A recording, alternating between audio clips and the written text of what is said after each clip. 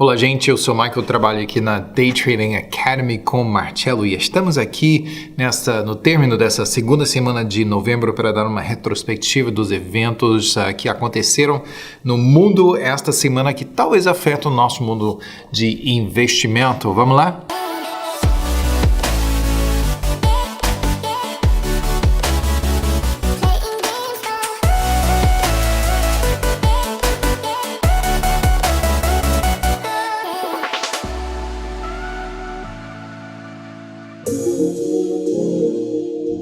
Desculpe que o lugar não é tão lindo quanto semana passada, naquele frio, né, de Nova York, né, longe, eu esqueci de mencionar 5 horas longe da cidade, mas lá, quase no Ártico, né, que é frio demais. Eu estou de volta na Carolina do Sul, mas está chovendo para fora, então eu estou aqui na biblioteca. Desculpe, o lugar não é tão lindo assim, mas podemos ainda dar a retrospectiva, né, assim, todo o cenário aqui por trás. Ações dos Estados Unidos fecharam em alta na sexta-feira passada, com todos os índices em altos de todos os tempos, recordes, né? Porém, abaixaram na segunda-feira esta semana, descida atribuída à crise em Hong Kong. E também que o acordo entre os Estados Unidos e a China está de novo em dúvida. Surpresa? Eu acho que não, né? Que vai e vem, vai e vem. Terça-feira viu as ações fechando por maior parte mais altos. SP 500 e Nasdaq bateram novos recordes de novo. Aí fica qualquer coisa, bateram novos recordes, é assim, acontece toda vez, né? E o Dow fechou muito perto aí na terça-feira, ações misturadas na quarta-feira, com Dow Jones e SP 500 também batendo novos recordes, esta vez deixou o Nasdaq por trás. Houve uma rebaixada na quinta-feira nas notícias pessimistas vindo da China e Alemanha, números, assim, dados econômicos ruins, vamos falar um pouco mais sobre isso daqui a pouco, e também empresa doméstica e de tecnologia Cisco, que faz parte do Dow, assim, retornou novos números ruins, números pessimistas dessa empresa, então arrastou o mercado um pouquinho. Essas notícias serviram para reforçar a ideia de uma desaceleração na economia global. Então vem euforia e medo, assim que mexe o mercado. Todos os índices dos Estados Unidos essa semana, então sexta-feira subiu, hoje, né, subiu ultrapassando ou recuperando um pouco daquela queda de quinta-feira. Dow subiu 1,2% essa semana, SP 500 ganhou 0,9% e Nasdaq ganhou 0,8%. Então, uma semana moderada depois de todos aqueles recordes de semana passada. Traders globalmente reagiram de maneira negativa a eventos tristes em Hong Kong na segunda-feira. O índice Hang Seng perdeu mais de 2% só naquele dia, depois que transporte e rodovias desceram em caos. Outro dia, 3 legisladores em favor da democracia foram presos e policiais atiraram aos manifestantes enquanto estes procuraram bloquear rodovias e trens.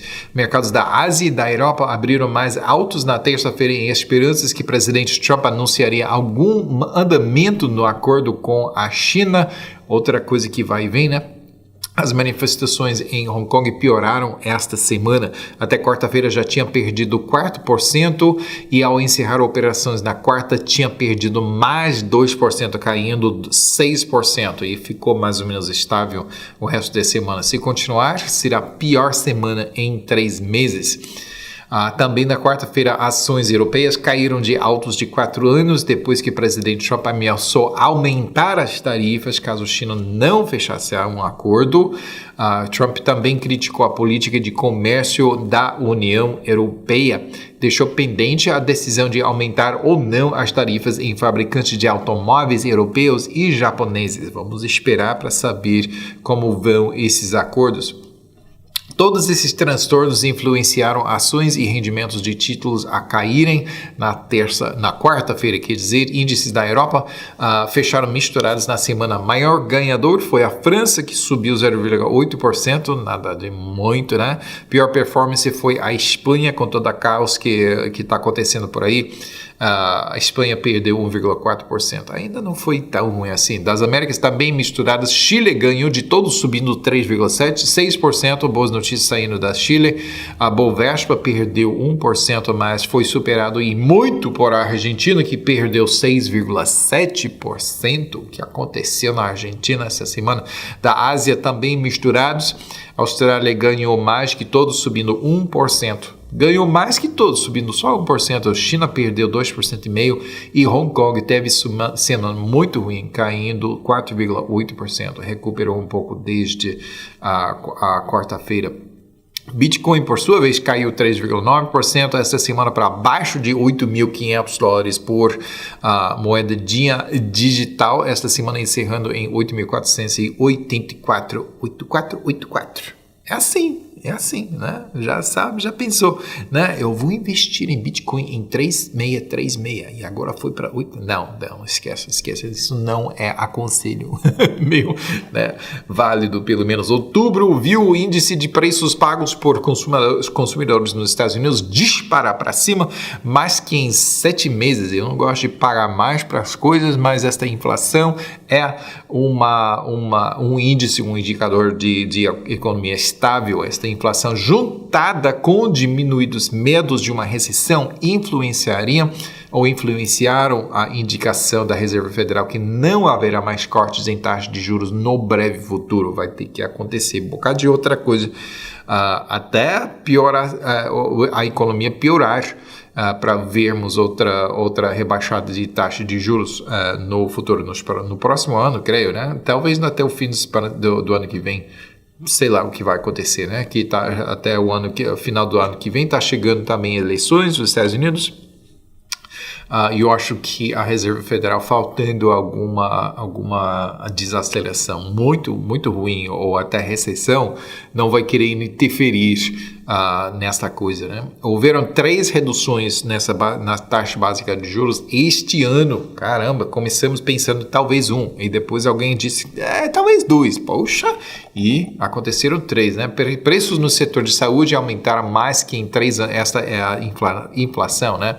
Setor de saúde aumentou mais que em 3 anos e atividades e produtos recreativos aumentaram em maior ritmo desde 1996. Disney, gente brasileira vindo para visitar a Disney, eu não faço, que é muito, mas muito, muito caro. Encontro outro. Tem muitos outros lugares, outros parques que também são muito legais.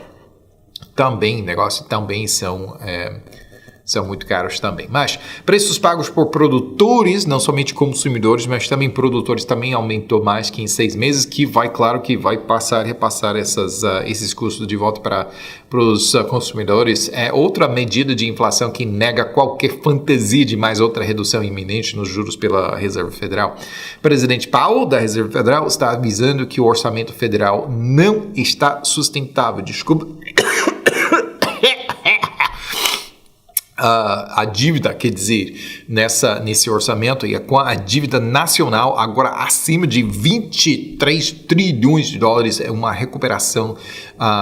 Se acontecer uma rebaixada no mercado, seria muito difícil recuperar disso, porque há tanta dívida, né, que logo, se rebaixar a economia, não vai ficar muito difícil até pagar os juros nessa dívida. Só para o mês de outubro, a dívida nacional dos Estados Unidos aumentou 134 bilhões de dólares.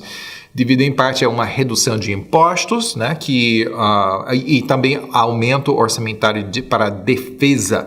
A intenção da redução de impostos aconteceu ano passado, foi de estimular a economia, algo que está acontecendo, mas antes do crescimento que vem por essa rebaixada de impostos, né?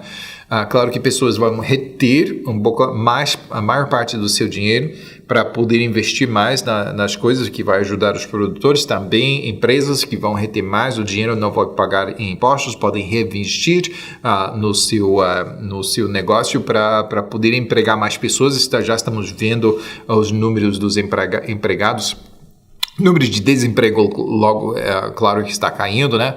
Mas antes de ver realmente mais tributo pago, vamos ter que aguentar esse período no qual o governo não recebe tanto tributo, né? Presidentes anteriores também tinham favorecido o orçamento por negligenciar as forças militares. Parecia que está tudo mais equilibrado, mas o problema é que negaram de gastar para melhorar as forças militares.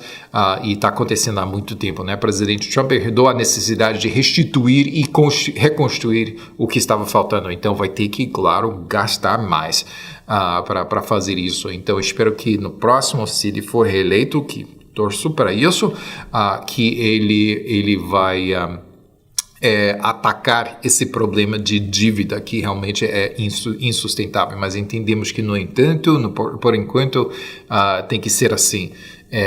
À medida que vai demorar para realmente melhorar a situação. Falo tudo isso, você pode dizer, e o que eu tenho a ver com a economia dos Estados Unidos? Nós estamos negociando como vai a economia dos Estados Unidos, vai afetar a economia do mundo. Então, você precisa prestar atenção também aqui na Day Trading Academy. Ensinamos você a fazer seu próprio trading e nós utilizamos o E-mini, futuro do E-mini do SP500, que é mais ou menos as empresas. Um stop shot uma foto, uma imagem da saúde geral das empresas nos Estados Unidos, que é a economia, mais ou menos, né? Então, presta atenção a isso. Há muita esperada OPI da Aramco, pulando dos Estados Unidos para a Arábia, né? Que é a Aramco, que é a Petrobras da Arábia Saudita, começará segunda-feira, dia 17, e encerrará dia 4 de dezembro. Então, presta atenção e fique pronto para isso, porque se você gostaria de investir, muitos dados essenciais ainda estão desconhecidos. Porcentagem da empresa a ser vendida, preço das ações que serão leiloados, né? E talvez mais importante, a avaliação do valor total da empresa, né? Podemos dizer, então, haverá 2 milhões ou 200 milhões de ações flutuadas, mas quem sabe quanto que valem todas essas ações e quanto a porcentagem da empresa que representa. Ainda estamos faltando 2 dias, um dia útil, menos de um dia útil, vai ser lançado segunda-feira e ninguém sabe disso. Talvez mais importante sobre o valor total da empresa, há estimativas entre 1,2 trilhões de dólares e 2,3 trilhões de dólares, né? É uma variação de quase 100%, como alguma pessoa vai pensar, então, eu quero uma ação, ou 100 ações, ou 1.000 ações desse Aramco, né? Seria muito legal, seria um bom investimento? Talvez, né? Eu não estou aconselhando, talvez seja, mas o que eu vou pagar, né? Como é que eu vou avaliar isso? Interessante, vamos ter que prestar atenção a isso. Falando em petróleo, xisto e fracking nos Estados Unidos está alterando a panorâmica dos mercados globais de energia. Vai continuar assim por vários anos, né? Esta é a previsão dos analistas. Os Estados Unidos poderiam responder por 85% do acréscimo na produção de petróleo até o ano de 2030, abaixando a participação no mercado por OPEP a somente 47%. Se lembra quando o OPEP era tudo? Ele era rei de tudo. OPEP, cada vez mais irrelevante, né? Como falamos, óleo avançou essa semana depois que o OPEP divulgou sua previsão de uma redução de oferta combinado com um aumento em demanda, né? Quer dizer que não conseguem nem suprir a demanda que está por aí. Preços caíram em um pouco na quinta-feira, né? Os Estados Unidos não está conseguindo alcançar preencher essa lacuna da demanda? Não. Estoques nos Estados Unidos estão aumentando, quer dizer que tem mais e tem para sobrar, aumentando por 2,2 milhões de barris. Petróleo subiu esta semana, bruto dos Estados Unidos subindo 1%, enquanto o Brent, aquele petróleo internacional, superou, ganhando 1,4%. Metais preciosos abaixaram na terça-feira a mínimos de 3 meses, mas mais investidores globalmente estão saindo da segurança de ouro e prata, né, metais preciosos, e voltando para o risco de ações e outras classes de ativos. Mas ainda assim, ouro conseguiu ganhar 0,3% essa semana, quase nível, né? A prata fechou a semana 0,6% para cima, está aguentando esta rebaixada das pessoas fugindo de segurança para risco. Na Bolívia, as Forças Armadas abandonaram o esquerdista presidente Evo Morales em meio a resultados da eleição de dia 20 de outubro, ainda em disputa. Parece que é um tema no mundo inteiro, né? Eleições em disputa. O país enfrentou saqueadores, brigas e bloqueios de estrada depois que ele renunciou sua carga depois de 14 anos em poder e fugiu para México. Espanha realizou a segunda eleição para 2019, quinta eleição em 3 anos, alguma coisa assim. Realizaram esta eleição no domingo passado, tentando quebrar um impasse devido a múltiplos partidos sem vontade de cooperarem ou formarem coalizões. Mesma coisa que estava acontecendo em Israel. Infelizmente, a eleição na Espanha resultou num parlamento ainda mais fragmentado. Várias tentativas da formação de coalizões falharam, algumas tiveram algum sucesso, porém nenhum grupo está próximo a possuir uma maioridade no parlamento. Então, vai continuar esse caos para a Espanha. Nós vimos esse caos refletido no índice espanhol. Esta semana, bons números para o terceiro trimestre para Reino Unido, ainda no meio de caos de Brexit, que parece que está sendo resolvido logo. A economia britânica voltou a crescer, seu PIB expandindo 0,3% depois de um encolhimento de 0,2% no trimestre passado. Então, melhorou de negativo para positivo. Por enquanto, o ritmo anualizado é somente 1% positivo, mas, ainda mais, é positivo, né? Que é o mais lento desde 2010, logo depois da crise financeira, mas ainda ao quarto trimestre num ambiente de mais otimismo sobre uma resolução, enfim, de Brexit. Então, vamos ver o que acontece no quarto trimestre, só que a saída agora projetada para fim de janeiro, creio, que vai ser lógico depois do quarto trimestre. Mas se tudo está se alinhando para esta saída, então talvez seja um bom trimestre para o Reino Unido. Previsão de analistas para a Alemanha é um pequeno encolhimento para 2020. O crescimento da economia chinesa está em seu menor ritmo desde 1992. Números para vendas a varejo e produção industrial saíram pior das análises. Alibaba, falando em China, né? Alibaba está dominando o mercado de vendas online. Eu nunca ouvi falar desse tal de dias de solteiro. Você ouviu falar dia de solteiro? Que é isso, né? Mas dia de amor, né? Valentine's Day, tudo isso sim, mas dia de solteiros e as vendas da Alibaba para esse dia de solteiros já superaram as vendas de Sexta-feira Negra e Cyber Segunda juntos. Caramba, num só dia de solteiros. Que negócio é esse, né? A Alibaba registrou equivalente de 87% das vendas de seu concorrente Amazon.com trimestre inteiro. Quer dizer que um dia, desse dia desconhecido, pelo menos por eu, e sou eu que importa, né?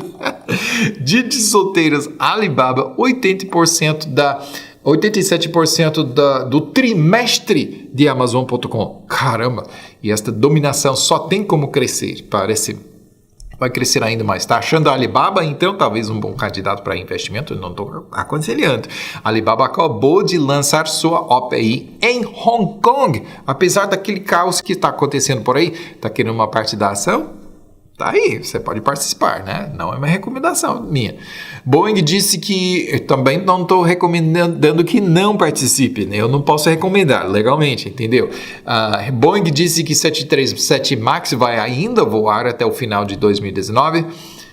Verdade ou engano? Não sei, vamos ver, né? Deve fazer alguma coisa logo, pois a Airbus está adquirindo a participação no mercado.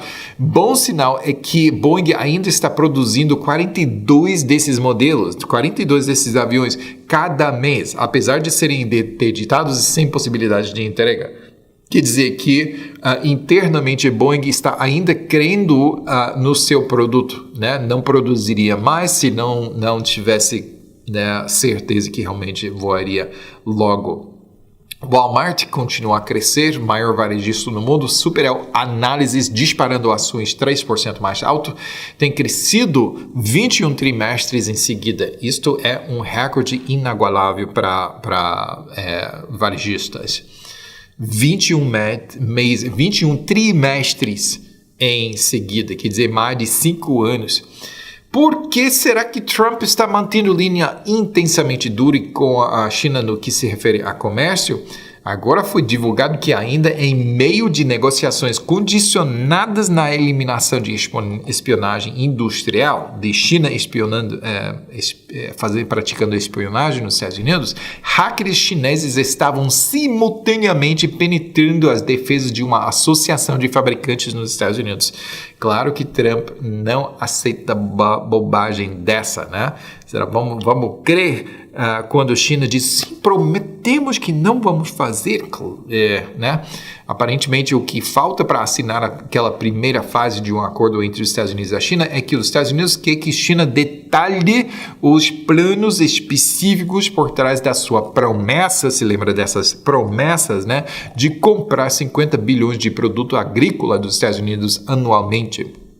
Trump não quer voltar, uma vez assinado esse contrato, esse acordo, ele não quer voltar e ter que, né, punir China por não cumprir. Ele quer ter certeza até já, né, que realmente vão cumprir esse negócio. E China quer que os Estados Unidos assegurem que todas as tarifas serão retiradas. Só se você joga bola, China. Disney Plus é um novo serviço de streaming no mercado que é dominante. Você sabe que é serviço de streaming. Você assiste televisão ou filmes em vez de sair para cinema ou na televisão, você assiste através da internet, né? É tipo Netflix, Amazon Prime, Hulu e outras coisas. São os concorrentes da Disney. Agora, por que Disney quer gastar nesse setor, né? Que já está cheio de concorrentes e concorrentes bons também. Eu gosto de assistir Netflix. Amazon Prime já tenho, mas eu uso para outros fins, quase raramente que eu assisto, talvez 2 vezes por ano, né? Mas é arriscado, né? Disney entrar nesse setor já tem mostrado que consegue dominar em entretenimento de várias formas, né? Os parques, claro, né? Assistir filmes, né? Eles já compraram filmes tipo o Star Wars, né? E outras séries de filmes. Sem dúvida, a Disney possui os recursos para investir e já sabe produzir conteúdo que pessoas querem consumir, então talvez seja uma coisa boa, né? Já conseguiu um bom número de inscrições essa semana passada, mas isto é num período promocional, quando você pode assinar de graça. Claro que vai ganhar, né, inscrições, mas vamos ver se esses números persistem. Depois da construção da gigafábrica em China, Tesla agora planeja construir outra gigafábrica na Alemanha. Boa escolha, na minha opinião. Porém, Elon Musk não veio me consultar, mas ainda assim eu acho uma boa escolha. Se ele tivesse me perguntado, eu disse, sim, vamos fazer, Elon Musk. Não tem problema, não.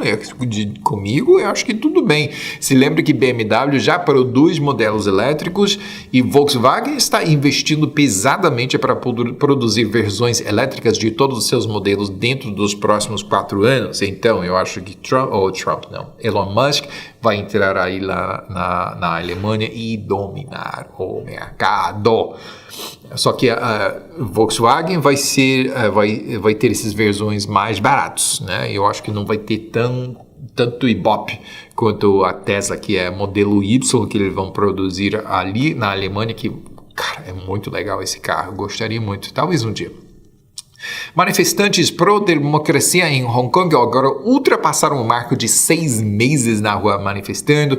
Polícia está utilizando gás lacrimogênio regularmente e incidências de uso de métodos mais letais ainda estão acrescentando. Líderes da cidade afirmam que a situação é insustentável. Ninguém sabe quanto mais tempo pode continuar. Os manifestantes já têm demonstrado que não serão apaziguados com resultados menores que suas demandas. Democracia. Quantas são as chances a chance disso acontecer, né? Será que a China vai dizer, então tudo bem, você pode ter democracia, você pode se separar aqui da China? Eu acho que não, né? Que eles precisam poupar face, né? Eles não podem ser envergonhados, faz parte da sua cultura e eles veriam como grande vergonha perder esta cidade, Hong Kong. Mas a China não pode ignorar também, não pode deixar ao lado. Por outro lado, sabem que qualquer ação afetaria com a Hong Kong, afetaria as negociações com os Estados Unidos, entendeu? Vamos ver o que vai acontecer quando um acordo for assinado. Aí sim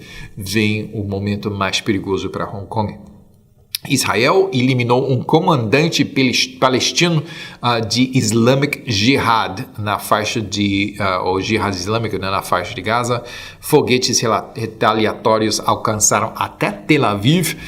Israel contra-atacou eliminando as baterias de lançadores de foguetes, né? Continua por aí. Foi predito na Bíblia que isso vai acontecer, né? E ainda está acontecendo.